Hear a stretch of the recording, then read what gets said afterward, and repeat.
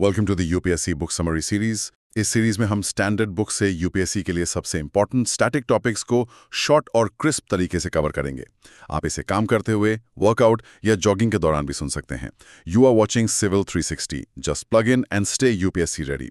Today's topic is centre state relationship, chapter 13, part 3 from the book Indian polity by M Laxmikanth. इस topic का summary notes और MCQ के लिए हमारा Telegram channel join करें, links description में है। So let's dive deep into the topic. पिछले पार्ट्स में हमने सेंटर स्टेट रिलेशंस के लेजिस्लेटिव, एडमिनिस्ट्रेटिव और फाइनेंशियल एस्पेक्ट्स पर बात की थी। काफी डिटेल में गए थे हम। आज हम देखेंगे कि टाइम के साथ इन रिलेशंस में क्या ट्रेंड्स रहे हैं, कौन से मेजर फ्रिक्शन पॉइंट्स उभरे हैं और इस पर बनी इंपॉर्टेंट कमीशंस ने कहा। Okay, let's unpack this. शुरुआत करते हैं सेक्शन 1 से, केंद्र राज्य संबंधों में ट्रेंड्स। तो 1967 तक का जो पीरियड था, सेंटर और ज्यादातर स्टेट्स में एक ही पार्टी यानी मतलब कांग्रेस की गवर्नमेंट थी, तो रिलेशंस काफी हद तक स्मूथ थे, है ना, जिसे वन पार्टी डोमिनेंस एरा कह सकते हैं। ज्यादा खींचतान नहीं थी। एग्जैक्टली वो एक अलग दौर था, बिल्कुल। बट 1967 के जनरल इलेक्शंस वो एक टर्निंग पॉइंट थे। सिचुएशन काफी बदल गई। कांग्रेस पार्टी 9 स्टेट्स में गवर्नमेंट बनाने में फेल रही और सेंट्रल में भी उसकी मेजॉरिटी वो थोड़ी कम हुई। यहीं से इंडिया के पॉलिटिकल लैंडस्केप में आप कह सकती हैं डाइवर्सिफिकेशन शुरू हुआ और सेंटर स्टेट रिलेशंस का एक नया ज्यादा कॉम्प्लेक्स फेज शुरू हुआ। वो स्मूथ सेलिंग वाला टाइम खत्म हो गया था। हाँ, और यहीं से नॉन कांग्रेस स्टेट गवर्नमेंट्स ने आवाज उठानी शुरू की और सेंटर के बढ़ते सेंट्रलाइजेशन और इंटरवेंशन पर सवाल उठने लगे। स्टेट ऑटोनॉमी का मुद्दा वो जोर पकड़ने लगा। स्टेट्स ने ज्यादा पावर्स और फाइनेंशियल रिसोर्सेज की डिमांड की। इसेंशियली वो फेडरल बैलेंस को रीनेगोशिएट करना चाह रहे थे, है ना? बिल्कुल सही। और इसी नेगोशिएशन या कह लीजिए खींचतान से सेंटर और स्टेट्स के बीच टेंशन्स और कॉन्फ्लिक्ट्स बढ़े। मतलब वो हार्मनी जो पहले दिखती थी वो अब कम होने लगी। और जो टेंशन एरियाज तब उभरे वो इतने परसिस्टेंट है कि आज भी किसी न किसी फॉर्म में रेलेवेंट है। ओके, तो आते हैं सेक्शन 2 पर, तनाव के क्षेत्र, tension areas in centre state relations. ये मेन टेंशन पॉइंट्स कौन-कौन से थे? सोर्स मटेरियल में तो काफी लंबी लिस्ट दी हुई है। क्या आप कुछ की एरियाज हाईलाइट कर सकती हैं? हाँ, बिल्कुल। कई परसिस्टेंट इश्यूज रहे हैं जिन पर लगातार बहस होती रही है और आज भी होती है। मोटा-मोटा देखें तो नंबर 1, गवर्नर की अपॉइंटमेंट और डिसमिसल का तरीका। मतलब कैसे अपॉइंट किया जाता है, कैसे हटाया जाता है, इस पर हमेशा सवाल उठे हैं। हाँ, ये तो बहुत बड़ा मुद्दा रहा हमेशा से। नंबर 2, गवर्नर्स का डिस्क्रिमिनेटरी और पार्टिसन रोल। आरोप लगते रहे हैं कि गवर्नर्स सेंटर के एजेंट की तरह काम करते हैं स्टेट गवर्नमेंट्स के खिलाफ। राइट। नंबर 3, प्रेसिडेंट्स रूल यानी आर्टिकल 356 का इम्पोजिशन, वो भी पार्टिसन इंटरेस्ट के लिए। ये तो सबसे कंट्रोवर्शियल प्रोविजंस में से एक रहा है। बिल्कुल। इसका मिसयूज बहुत हुआ ऐसा कहा जाता है। Number 4, law and order maintain करने के लिए स्टेट्स में सेंट्रल फोर्सेस की डिप्लॉयमेंट। हाँ, स्टेट्स इसे अक्सर अपनी ऑटोनॉमी पर इंक्रोचमेंट मानते हैं। नंबर 5, स्टेट बिल्स को प्रेसिडेंट की कंसिडरेशन के लिए रिजर्व करना। इसमें भी डिले और पॉलिटिकल मोटिव्स के आरोप लगते हैं। नंबर 6, स्टेट्स को फाइनेंशियल एलोकेशंस में डिस्क्रिमिनेशन। ये भी एक बहुत बड़ा मुद्दा है, खासकर नॉन रूलिंग पार्टी स्टेट्स की तरफ से। फाइनेंशियल रिसोर्सेज का डिस्ट्रीब्यूशन हमेशा से कंटेंशियस रहा है। Exactly. Number 7, role of planning commission, जो अब नीति आयोग है, स्टेट प्रोजेक्ट्स को अप्रूव करने में। पहले प्लानिंग कमीशन पे सेंट्रलाइजेशन के आरोप लगते थे। Correct. Number 8, management of all India services, IAS, IPS, IFS। इन पर सेंटर का कंट्रोल स्टेट्स को खटकता है। हाँ, ड्यूअल कंट्रोल का इशू आता है इसमें। नंबर 9, पॉलिटिकल पर्पसेस के लिए इलेक्ट्रॉनिक मीडिया का यूज। पहले रेडियो, टीवी, अब सोशल मीडिया प्लेटफॉर्म्स भी इसमें आ गए हैं। नंबर 10, चीफ मिनिस्टर्स के खिलाफ इंक्वायरी कमीशंस की अपॉइंटमेंट। इसे पॉलिटिकल वेंडेटा की तरह देखा जाता है कई बार। अच्छा। नंबर 11, सेंटर और स्टेट्स के बीच फाइनेंसेस का शेयरिंग। ये तो खैर पेरेनियल इशू है, टैक्सेस के बंटवारा, ग्रांट्स, लोन्स, ये सब। और नंबर 12, सेंटर द्वारा स्टेट लिस्ट के सब्जेक्ट्स पर इंक्रोचमेंट। मतलब सेंटर उन सब्जेक्ट्स पर कानून बना देता है जो टेक्निकली स्टेट्स के डोमेन में आते हैं। ये लिस्ट तो वाकई कॉम्प्रहेंसिव है और जैसा आपने कहा, ये मुद्दे मिड 1960 से ही डिबेट का हिस्सा रहे हैं। मतलब लगभग 50-60 साल से इन्हीं इश्यूज पर हम घूम रहे हैं। ओके, तो अब सेक्शन 3 पर आते हैं, प्रमुख आयोग और समितियां, मेजर कमीशंस एंड कमिटीज। इन टेंशन्स को एड्रेस करने के लिए समय समय पर एफर्ट्स भी हुए हैं। सबसे पहले शायद एडमिनिस्ट्रेटिव रिफॉर्म्स कमीशन ARC था 1966 का। Sub section A administrative reforms commission ARC 1966। हाँ बिल्कुल, मुरारजी देसाई की चेयरमैनशिप में से शुरू किया गया था 1966 में। बाद में के हनुमंथाइया इसके अध्यक्ष बने। सेंटर स्टेट रिलेशंस इसके टर्म्स ऑफ रेफरेंस का एक इम्पॉर्टेंट हिस्सा थे। ARC ने MC सेटलवाद के अंडर एक स्टडी टीम बनाई थी स्पेसिफिकली इसी इशू के लिए, और ARC ने अपनी फाइनल रिपोर्ट 1969 में दी। अच्छा, तो इसकी की रिकमेंडेशंस क्या थी? क्या इनसे कुछ हल निकला? कुछ कॉन्क्रीट सजेशंस दिए थे ARC ने? हाँ, ARC ने कुल 22 रिकमेंडेशंस दी थी सेंटर स्टेट रिलेशंस पर। उनमें से कुछ इम्पॉर्टेंट थी। एक तो कॉन्स्टिट्यूशन के आर्टिकल 263 के तहत एक इंटर स्टेट काउंसिल की स्थापना की जाए।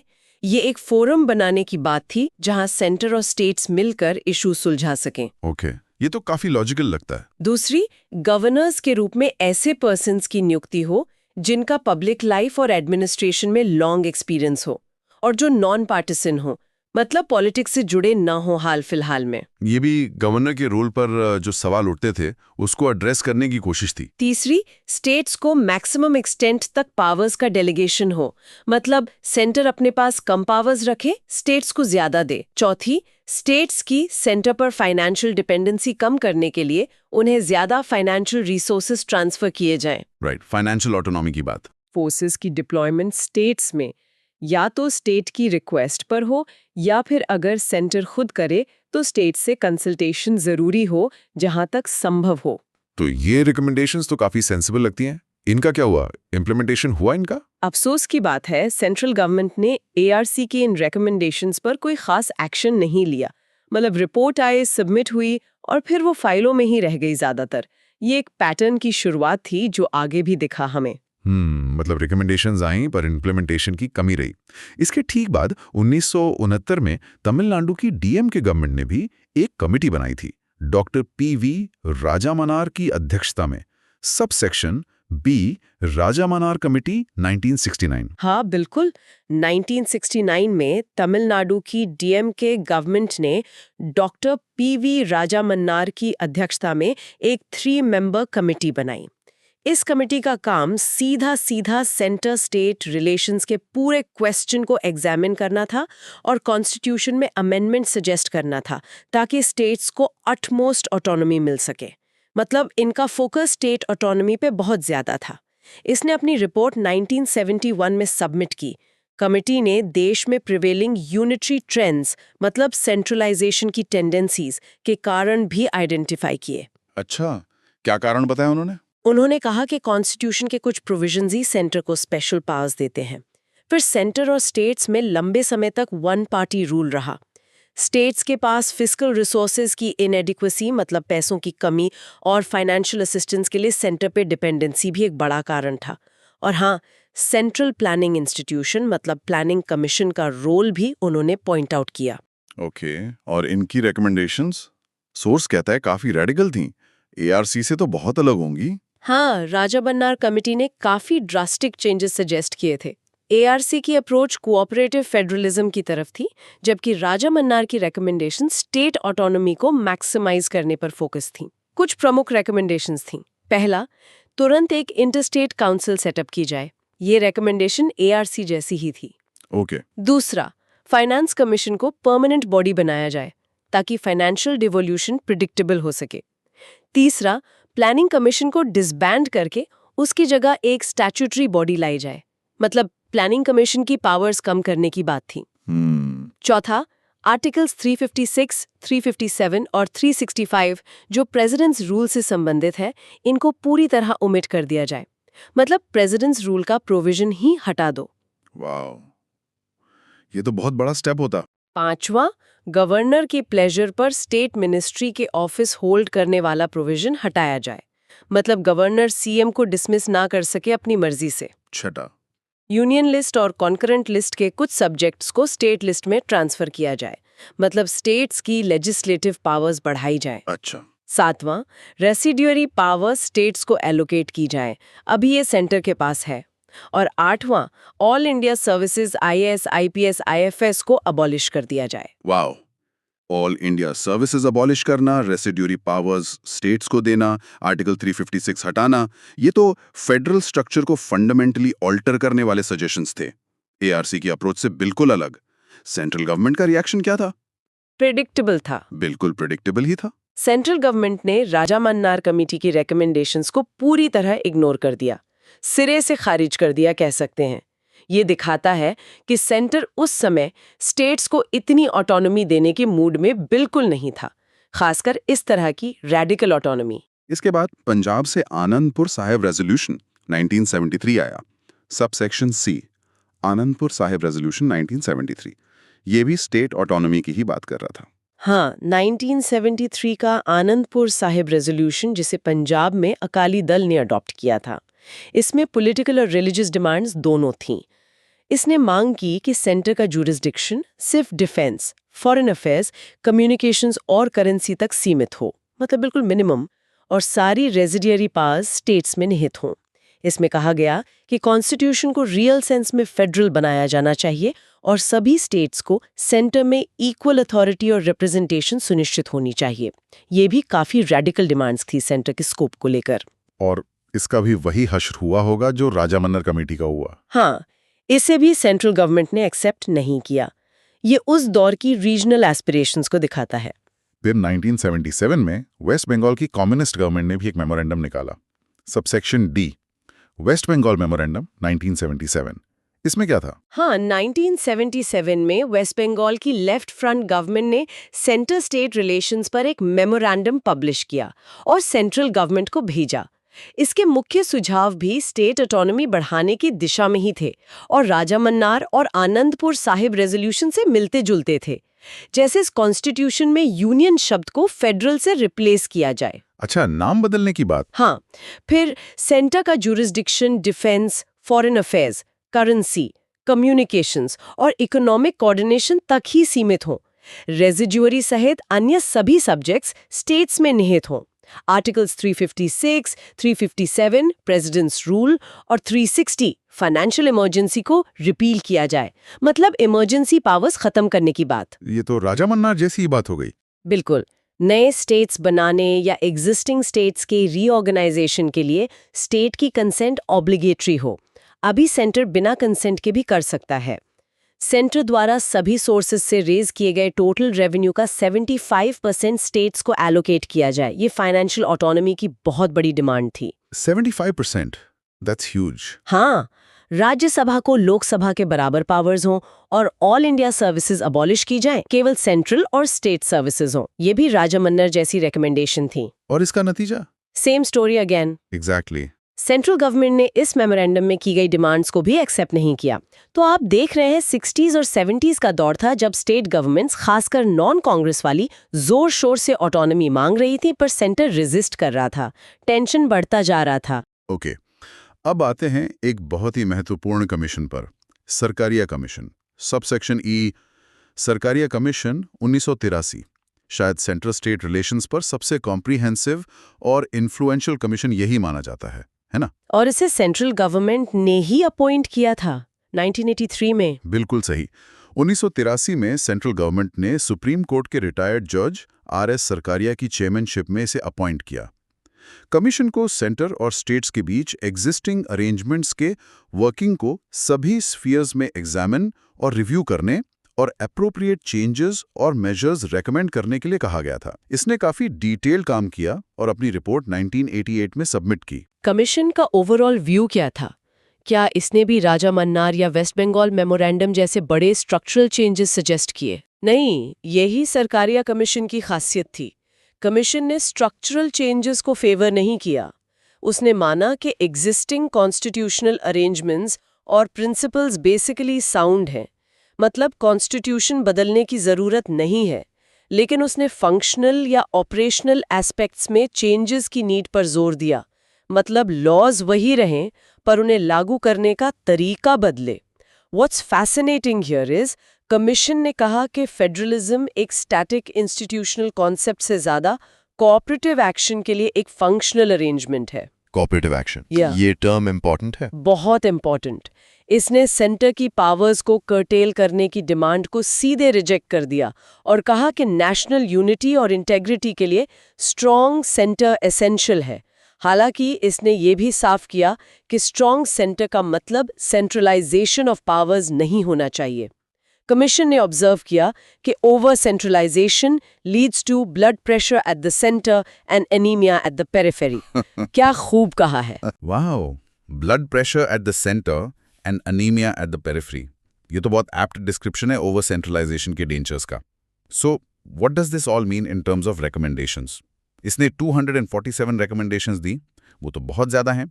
कुछ की पॉइंट्स बता सकती हैं? जी, 247 रिकमेंडेशंस थीं, तो सभी को डिटेल में बताना तो मुश्किल है, पर कुछ बहुत महत्वपूर्ण रिकमेंडेशंस थीं जो अक्सर डिस्कस होती हैं। पहला, इंस्टीट्यूशनल मैकेनिज्म। आर्टिकल 263 के तहत एक परमानेंट इंटर स्टेट काउंसिल, जिसे इंटर गवर्नमेंटल काउंसिल कहा गया, सेटअप की जाए। ये ARC की रिकमेंडेशन को रीइंफोर्स करता था और कोऑपरेटिव फेडरलिज्म के लिए एक प्लेटफॉर्म बनाने की बात थी। राइट। दूसरा, गवर्नर्स रोल। गवर्नर की अपॉइंटमेंट में चीफ मिनिस्टर से कंसल्ट करने की प्रोसीजर कॉन्स्टिट्यूशन में ही प्रिस्क्राइब की जाए। गवर्नर एमिनेंट हो, स्टेट से बाहर का हो, डिटैच्ड फिगर हो, रीसेंट पॉलिटिक्स में एक्टिव ना रहा हो, और गवर्नर का 5 साल का टर्म डिस्टर्ब नहीं किया जाना चाहिए except for extremely compelling reasons. ये गवर्नर के ऑफिस की डिग्निटी और इम्पार्शियलिटी मेंटेन करने के लिए था। ये तो बहुत प्रैक्टिकल सजेशंस लगते हैं गवर्नर के मिसयूज को रोकने के लिए। तीसरा, आर्टिकल 356 प्रेसिडेंट्स रूल। इसका यूज बहुत स्पेयरिंगली, मतलब बहुत कम एक्सट्रीम केसेस में लास्ट रिजॉर्ट के तौर पर किया जाए जब सभी अवेलेबल ऑल्टरनेटिव्स फेल हो जाएं, और इसे यूज करने से पहले वार्निंग दी जानी चाहिए स्टेट को। ये SR बोम्मई केस 1994 के जजमेंट से पहले की रिकमेंडेशन है, पर उसी स्पिरिट में है। हाँ, बॉम्बे केस ने बाद में इसे लीगली बाइंडिंग बना दिया काफी हद तक। चौथा, फाइनेंशियल रिलेशंस। कॉर्पोरेशन टैक्स के नेट प्रोसीड्स को स्टेट्स के साथ परमिसिबली शेयरेबल बनाया जा सकता है। इनकम टैक्स पर सरचार्ज सेंटर द्वारा लेवी न किया जाए, सिवाय स्पेसिफिक पर्पस और स्ट्रिक्टली लिमिटेड पीरियड के लिए। फाइनेंस कमीशन और प्लानिंग कमीशन के बीच फंक्शंस का प्रेजेंट डिवीजन रीजनेबल है और जारी रहना चाहिए, पर कोऑर्डिनेशन बेहतर हो। फाइनेंशियल डिवोल्यूशन पर भी ध्यान दिया गया। पांचवा, ऑल इंडिया सर्विसेज। इन्हें एबॉलिश करने की बजाय और स्ट्रेंथन किया जाए और कुछ और ऐसी सर्विसेज क्रिएट की जाए। ये राजा मन्नार और वेस्ट बंगाल मेमोरेंडम से बिल्कुल उलट था। सरकारिया कमीशन ने इन्हें नेशनल इंटीग्रेशन के लिए इम्पोर्टेंट माना। ये इंटरेस्टिंग कंट्रास्ट है। छठा, लेजिस्लेटिव डोमेन।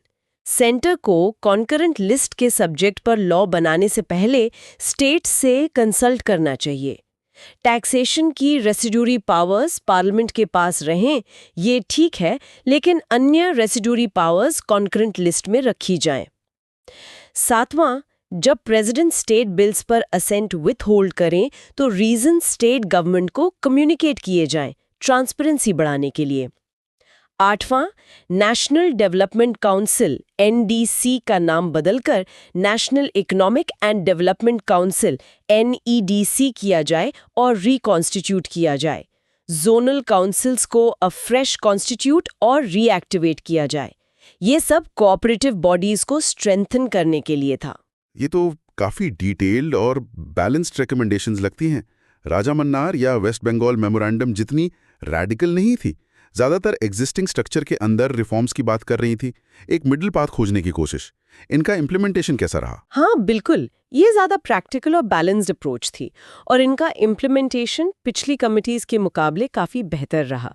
सेंट्रल गवर्नमेंट ने सरकारिया कमीशन की 247 में से 180 रिकमेंडेशंस को इम्प्लीमेंट किया है या करने की प्रोसेस में लाया है।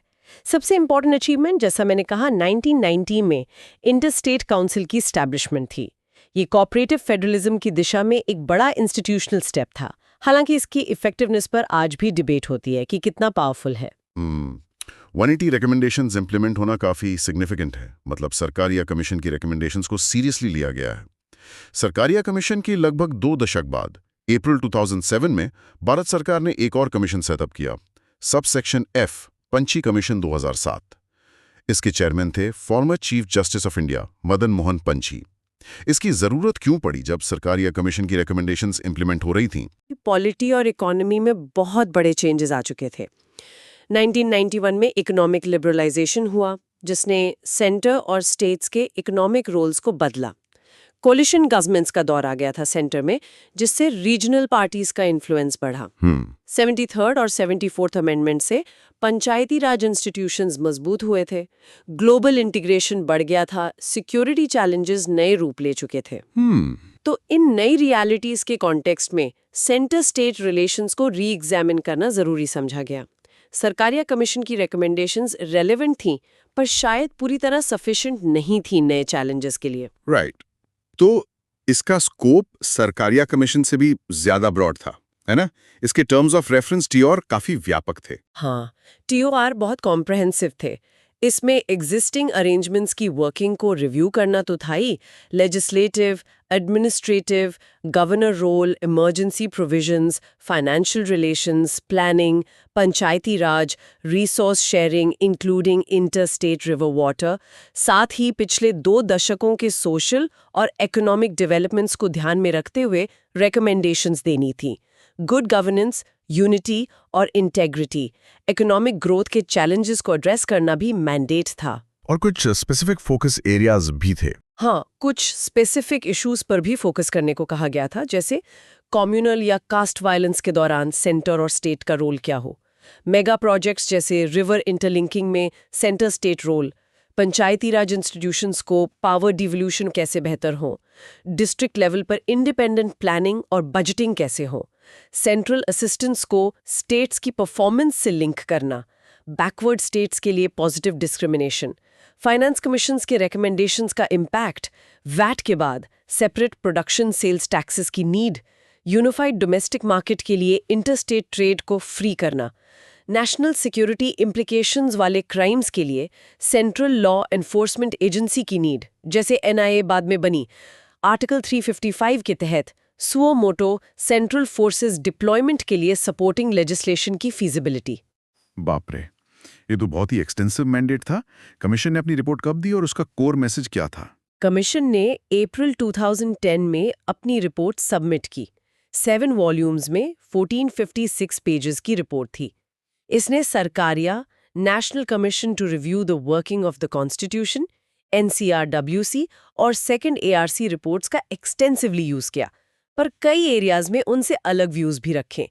If we connect this to the bigger picture, commission का कंक्लूजन था कि फ्यूचर में इंडिया की यूनिटी, इंटेग्रिटी और सोशल एंड इकोनॉमिक डेवलपमेंट के लिए कोऑपरेटिव फेडरलिज्म ही की होगा।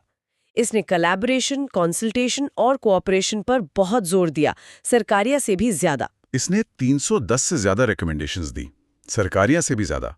कुछ की हाइलाइट्स बता सकती हैं जो सरकारिया से अलग या उससे आगे थी? क्योंकि 310 तो हम कवर नहीं कर सकते।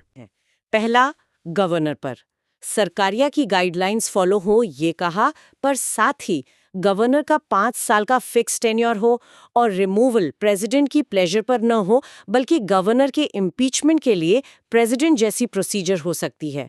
ये गवर्नर की इंडिपेंडेंस बढ़ाने के लिए बहुत बड़ा सजेशन था। इम्पीचमेंट फॉर गवर्नर, ये तो बिल्कुल नया था। हाँ, और गवर्नर की डिस्क्रिशनरी पावर्स लिमिटेड हो और रीजनड होनी चाहिए, आर्बिट्ररी नहीं। गवर्नर स्टेट बिल्स पर 6 महीने में डिसीजन ले, असेंट या रिजर्व, और गवर्नर का यूनिवर्सिटी चांसलर बनने की कन्वेंशन खत्म हो। ये गवर्नर के रोल को डीपॉलिटिसाइज करने की कोशिश लगती है। डिस्टर्बेंस हो तो आर्टिकल 355 और रिलेटेड एंट्रीज का यूज करके सेंट्रल इंटरवेंशन हो सके, बिना पूरी स्टेट गवर्नमेंट या असेंबली डिसॉल्व किए। यह आर्टिकल 356 के मिसयूज को रोकने का एक क्रिएटिव सोल्यूशन था। लोकलाइज्ड इमरजेंसी, ये वाकई इनोवेटिव है। मतलब पूरे स्टेट को पनिश करने की जरूरत नहीं। तीसरा, इंटर स्टेट काउंसिल और जोनल काउंसिल्स। आर्टिकल 263 में अमेंडमेंट करके इंटर स्टेट काउंसिल को और क्रेडिबल, पावरफुल और फेयर मैकेनिज्म बनाया जाए। जोनल काउंसिल्स साल में कम से कम 2 बार मिले, मतलब कोऑपरेटिव फेडरलिज्म के इंस्टीट्यूशंस को मजबूत करने पर जोर। राइट। चौथा, फिस्कल फेडरलिज्म। फाइनेंस कमीशन के TOR फाइनलाइज करने में स्टेट्स को इफेक्टिवली इन्वॉल्व किया जाए। सेंटर एग्जिस्टिंग सेसेस और सरचार्जेस रिव्यू करे, क्योंकि ये डिविजिबल पूल का हिस्सा नहीं बनते। प्लान नॉन प्लान डिस्टिंक्शन खत्म किया जाए, जो बाद में हुआ भी। फाइनेंस कमीशन और प्लानिंग कमीशन में बेटर कोऑर्डिनेशन हो और एक inter state trade and commerce commission बने अंडर आर्टिकल 307 जिसके डिसीजंस बाइंडिंग हो, अपील टू एससी। ये फ्री डोमेस्टिक मार्केट के लिए था। फिस्कल इश्यूज पर काफी डिटेल्ड रिकमेंडेशंस हैं। 5वां, legislative treaty power. Concurrent list पर लेजिस्लेशन लाने से पहले यूनियन और स्टेट्स के बीच ब्रॉड अग्रीमेंट हो। यूनियन स्टेट लिस्ट के मैटर्स में पार्लियामेंट्री सुप्रीमेसी असर्ट करने में एक्सट्रीम रिस्ट्रेन बरते। Treaty making power union list entry 14 के प्रोसीजर्स को स्ट्रीमलाइन करने के लिए पार्लियामेंट लॉ बनाए। और ट्रीटी से उत्पन्न फाइनेंशियल ऑब्लिगेशंस फाइनेंस कमीशंस के परमानेंट टर्म ऑफ रेफरेंस हो, मतलब इंटरनेशनल कमिटमेंट्स में स्टेट्स का ध्यान रखा जाए। ये फॉरेन पॉलिसी और डोमेस्टिक पॉलिसी के इंटरफेस को एड्रेस करता है। 6, ऑल इंडिया सर्विसेज। सरकारिया की तरह इन्हें स्ट्रेंथन करने की बात कही और हेल्थ, एजुकेशन, इंजीनियरिंग, जुडिशरी में नई ऑल इंडिया सर्विसेज बनाने का सजेशन दिया। 7वां, राज्यसभा पर। ये बहुत रेडिकल था। राज्यसभा को स्टेट्स का ट्रू रिप्रेजेंटेटिव फोरम बनाने के लिए ऑब्स्टिकल्स हटाए जाए, भले ही कॉन्स्टिट्यूशनल अमेंडमेंट करना पड़े। और रिकमेंडेशन थी कि स्टेट्स को पॉपुलेशन साइज निर्विशेषे राज्यसभा में इक्वल रिप्रेजेंटेशन मिले, जैसे यूएस सेनेट में होता है। इक्वल रिप्रेजेंटेशन इन राज्यसभा, ये तो इंडियन फेडरलिज्म का स्ट्रक्चर ही बदल देता। हाँ, ये बहुत फंडामेंटल चेंज होता। इसके अलावा लोकल बॉडीज को devolution, cost sharing in central legislations, royalty revision for minerals, profession tax ceiling हटाने जैसे कई और स्पेसिफिक सुझाव भी थे। पंची कमीशन की रिकमेंडेशंस तो काफी फॉरवर्ड लुकिंग है। लोकलाइज्ड इमरजेंसी, गवर्नर का इम्पीचमेंट, राज्यसभा में इक्वल रिप्रेजेंटेशन, ये काफी सिग्निफिकेंट चेंजेस सजेस्ट करती हैं। इनका करंट स्टेटस क्या है? क्या इन्हें इम्प्लीमेंट किया गया है? सरकारिया की जितनी सक्सेस मिली है। देखिए, कमीशन की रिपोर्ट 2010 में आई। इसे सभी स्टेक होल्डर्स को सर्कुलेट किया गया है। यूनियन मिनिस्ट्रीज, डिपार्टमेंट्स और स्टेट गवर्नमेंट यूटी एडमिनिस्ट्रेशन से कमेंट्स मांगे गए हैं। ये कमेंट्स इंटर स्टेट काउंसिल के कंसिडरेशन में है, लेकिन सरकारिया कमीशन की तरह वाइड स्प्रेड इम्प्लीमेंटेशन अभी तक नहीं हुआ है। कुछ रिकमेंडेशंस पर एक्शन हुआ है या हो रहा है इनडायरेक्टली, जैसे प्लान नॉन प्लान डिस्टिंक्शन हटाना, पर ज्यादातर मेजर रिकमेंडेशंस, खासकर कॉन्स्टिट्यूशनल अमेंडमेंट्स वाली, अभी डिस्कशन स्टेज में ही है या ठंडे बस्ते में है, कह सकते हैं। पंची कमीशन की लेगेसी अभी उतनी स्ट्रांग नहीं है जितनी सरकारिया की है इन टर्म्स ऑफ इम्प्लीमेंटेशन। ओके, तो ये था सेक्शन 3, जिसमें हमने एआरसी से लेकर पुंची कमीशन तक की जर्नी देखी। अब आते हैं सेक्शन 4 पर, synthesis and relevance for aspirants. तो अगर हम इन सभी कमीशंस और रेजोल्यूशंस को देखें, ARC 1966, Rajamannar 1969, Anandpur Sahib resolution 1973, West Bengal memorandum 1977, Sarkaria 1983, Punchhi 2007, कुछ थीम्स बार बार उभर कर आती हैं, है ना? इसने फोकस किया, भले ही अप्रोच अलग रही हो।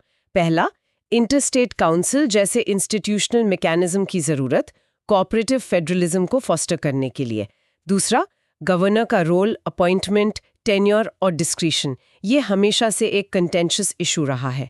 तीसरा, आर्टिकल 356 का यूज और मिसयूज, स्टेट ऑटोनॉमी पर सबसे बड़ा खतरा। चौथा, फाइनेंशियल डिवोल्यूशन, स्टेट्स की फाइनेंशियल ऑटोनॉमी और सेंटर पर डिपेंडेंसी का सवाल।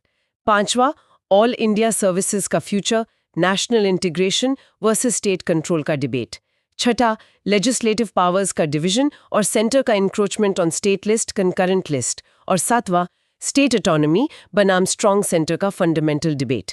कितना बैलेंस होना चाहिए? एग्जैक्टली और यूपीएससी, एसएससी या स्टेट पीएससी एस्पिरेंट्स के लिए ये समझना क्रूशल है। फेडरलिज्म इंडियन पॉलिटी का कोर कॉन्सेप्ट है।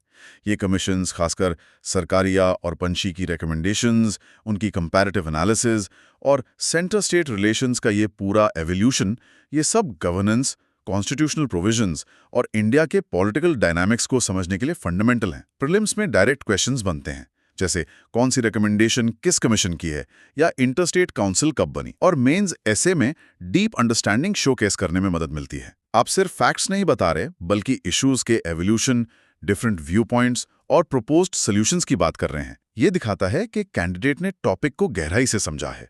बिल्कुल, और ये सिर्फ थ्योरी नहीं है, ये प्रैक्टिकल गवर्नेंस के इश्यूज हैं जो आज भी रेलेवेंट है।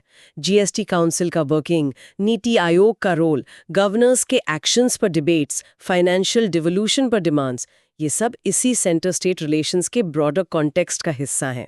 अब आते हैं हमारे फाइनल सेक्शन पे, section 5, provocative thought. This raises an important question.